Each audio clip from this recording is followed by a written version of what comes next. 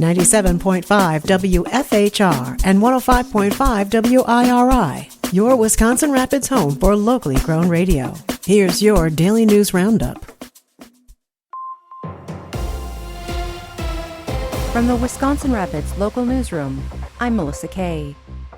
Several dozen people gathered on the corner of Lincoln and the East Riverview Expressway on Saturday to protest. Organizer Chris Dowenauer. We are out here protesting every week for the actions of the Trump administration. We don't agree with them, but we're here especially today because of the brutal killing of Renee Good. Good was shot Wednesday by an ICE agent in Minneapolis. Paula Clavine said what ICE agents are doing is awful and abhorrent. They need to take their masks off, they need to identify themselves, and they need to stop being so cruel. Clavine compared what is happening currently to what happened during World War II. Having read about what Germans did, and they ignored things and let it be, saying it's not my business, oh, it is our business. We have to stop. We have to at least voice our opinions. Mark Clavine voiced concerns about politicians going along with the current administration. The fact that the GOP is not trying to slow this down, all this stuff that Trump is pulling, just proves that they are complicit in it with him and that they don't care about the American people at all. Clavine also commented on the situation in Venezuela. And then now they're going to take over the oil there, and then they're going to sell it, and Trump is going to put it into offshore accounts that only he has access to. Explain how that's legal. I don't get it. Several at the protest mentioned the positive response from people driving by and people attending, including Pam Berg. The bond all of us share here is incredible. We come from all walks of life, and yet anyone could walk up to us and we would greet them with open hands and arms. Federal and state agencies give conflicting recommendations on vaccines for children in Wisconsin. The Wisconsin Department of Health Services continues to recommend the evidence-based childhood vaccine schedule published by the American Academy of Pediatrics. The federal government has modified the Centers for Disease Control and Prevention childhood vaccine schedule.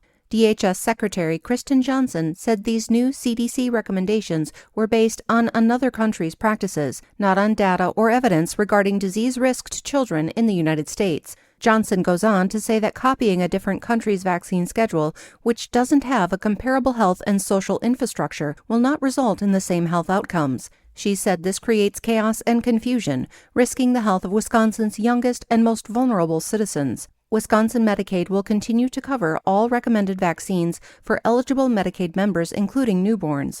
Some of the childhood vaccines the CDC is moving to the immunizations recommended for certain high-risk groups or populations include RSV, hepatitis A, hepatitis B, Dengog, meningococcal ACWY, and meningococcal B, which protect against meningitis and blood infections, which, while rare, can have serious complications or death within 24 hours of infection. Want to learn about fisheries management and fish habitat topics? Throughout January and February, the Wisconsin DNR is hosting a series of informational meetings, both in person and virtually. The sessions start January 14th and all run from 6 to 8 p.m. The first is in Oshkosh about walleye movement in the Winnebago system and Upper Fox River. You can see the full list and sign up for sessions you're interested in at dnr.wi.gov. ATVs and UTVs were again the topic of discussion at the Public Works meeting in Wisconsin Rapids last week. The referral, brought by Alderperson Metal and Palmquest, is to address streets that are jointly owned, those by the City of Wisconsin Rapids, which does not allow ATV-UTV traffic, and surrounding communities that do allow these vehicles on their roadways. So this is the fourth time that we have carefully reviewed, considered, and discussed this specific item. Tom Rayom spoke against opening these shared roads. This is not just something we don't have to do. This is not our problem.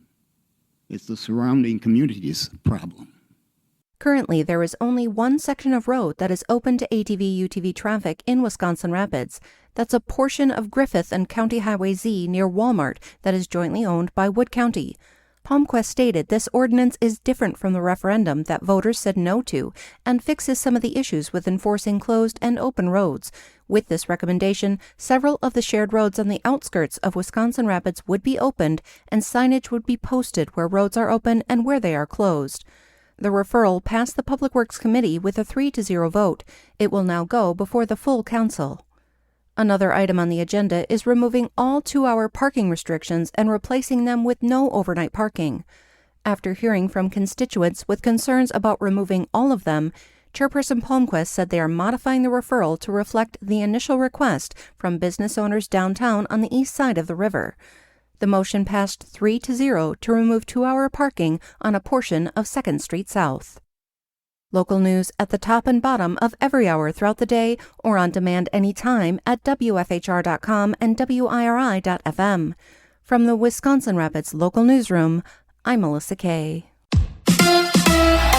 The Bucks fall in Denver. Hi, I'm Mike Clemens with sports. NBA, the Bucks road trip out west, ended in a loss, 108-104 in favor of the Nuggets. Head coach Doc Rivers on what bothered him the most about their effort on offense. I thought our passing was horrific tonight. We had guys wide open, and the balls are down by our ankles down. I mean, the off-target passing tonight really did us in. I thought we would have generated a ton of threes tonight, but for our passing. So the Bucks are back in Milwaukee. They host the Timberwolves tomorrow night. NFL, the Packers cleaning out their lockers. After losing to the Bears Saturday night in Chicago, Matt LaFleur asked if he's spoken to the new team president, Ed Policy, on whether he'll be back as head coach.